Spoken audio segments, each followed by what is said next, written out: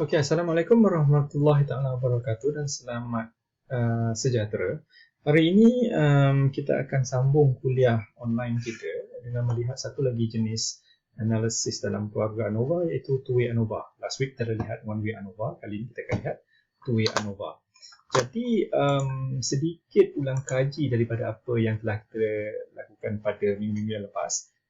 Dalam mencari perbezaan mean di antara kumpulan, ya, kita telah melakukan ujian independen t-test, ujian independen sampel t-test, ya, di mana kita ada satu IV yang mempunyai dua kategori iaitu male dan female dan juga DV atau dependent variable yang berbentuk scale dengan ordinal.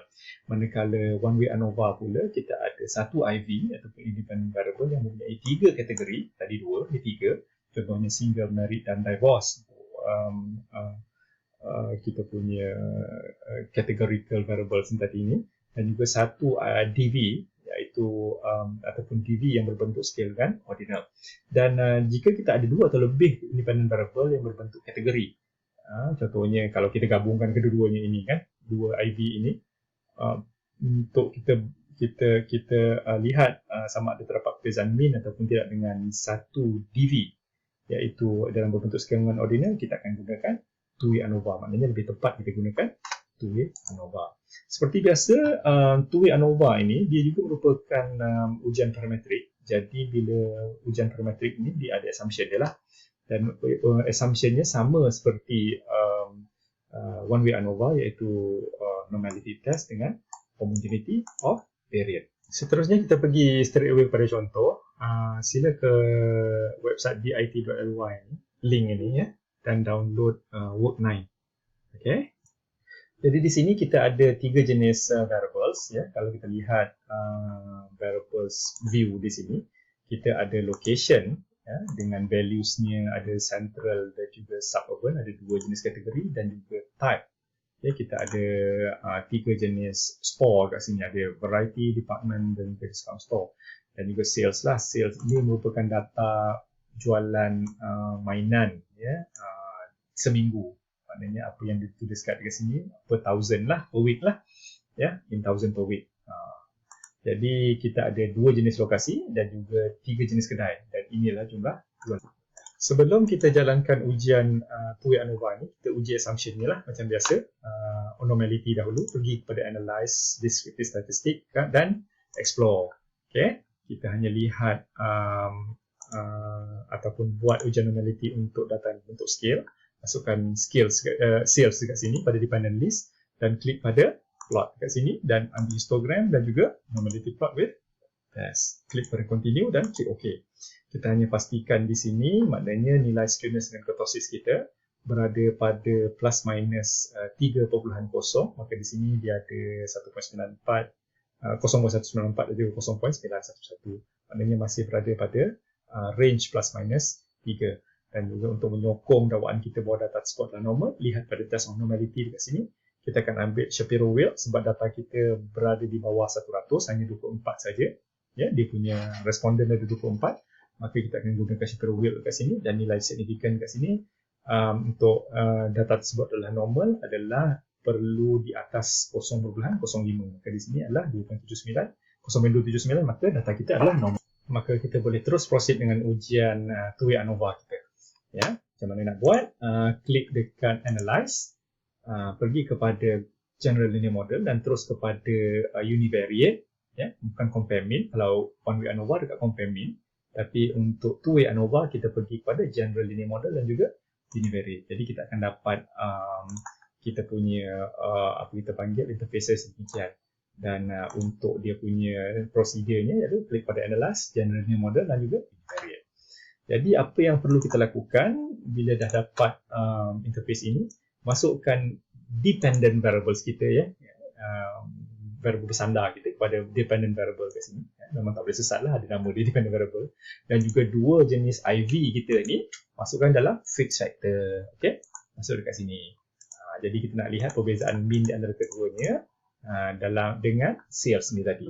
Okay, jadi mana yang kita nak key in ataupun mana yang kita nak klik ni, klik pada option.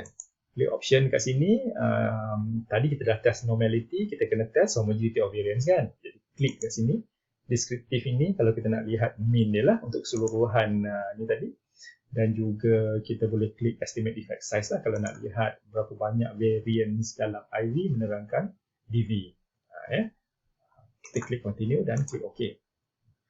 Dan tuan-tuan dan puan, kita akan dapat dekat sini lah hasil ni. Apa yang perlu kita reportkan adalah descriptive statistik kat sini. Ya, kita sebab dia ada dependent variables dia adalah toy sales dalam 1000 per week. Ya, dalam 1000 per week lah kat sini. Jadi dia ada dua jenis location, dia ada city central dengan suburban. Tiga jenis kedai, dia ada variety, department store dan juga discount store. Dan ini mean jualan dia lah dalam 1000 lah. Ini 3,000, 10,000, 14,000 lah. Okey. Kita lihat ada perbezaan lah dekat sini kan. Dia berbeza 3 dengan 4 dengan 10,000 dan 14 kan berbeza kan. Jadi kita nak lihat lah 2-week ANOVA ni adakah ia menunjukkan perbezaan yang secara signifikan ataupun tidak. Tapi itu untuk deskriptif.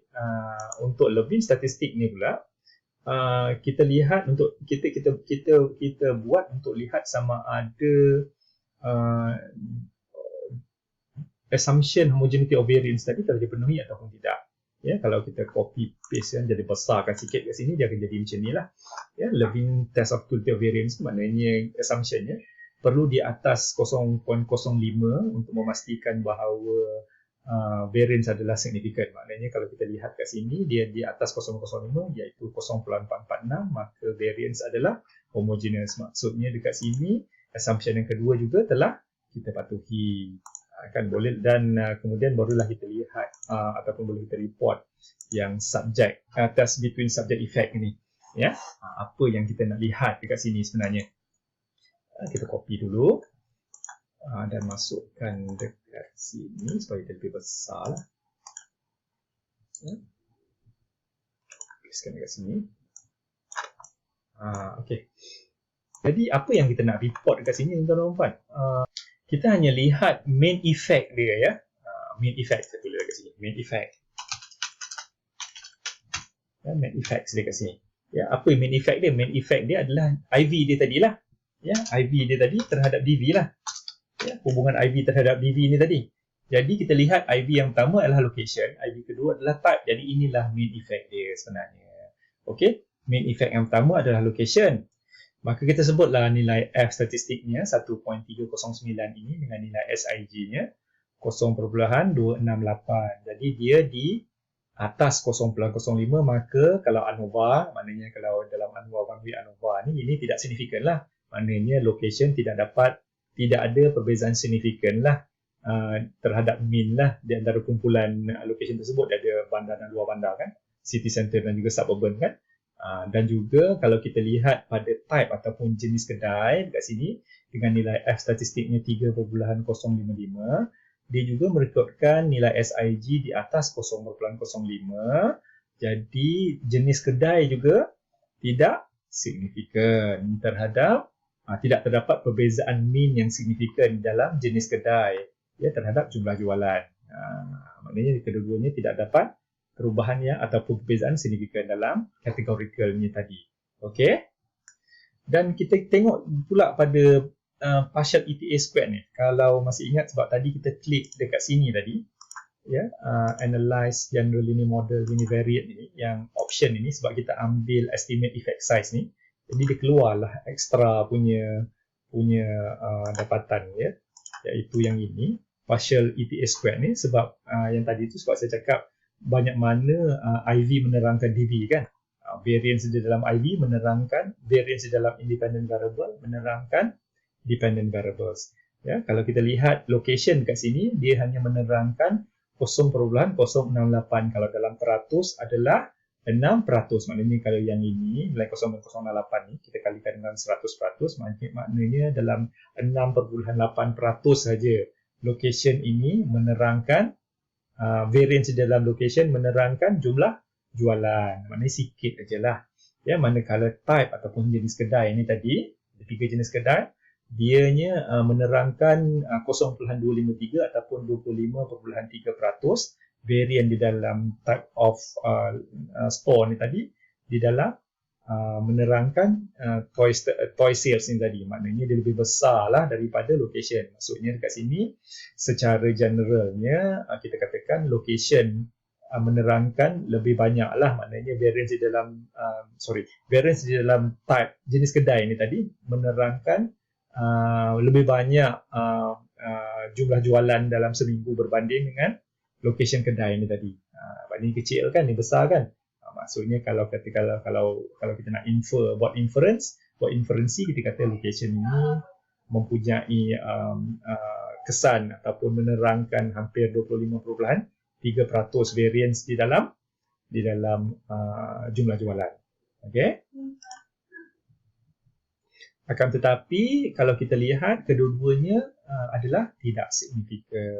Okey. Dan satu lagi dapatan daripada two-way ANOVA ni yang tidak terdapat pada one-way ANOVA ataupun t-test kalau kita buat asing-asing tadi, ya, location dengan type ni, kalau buat t-test dan juga ANOVA, one-way ANOVA secara berasingan, kita tak dapat ni interaction. Tadi ni main effect, location dengan type. Satu lagi ni interaction kita panggil.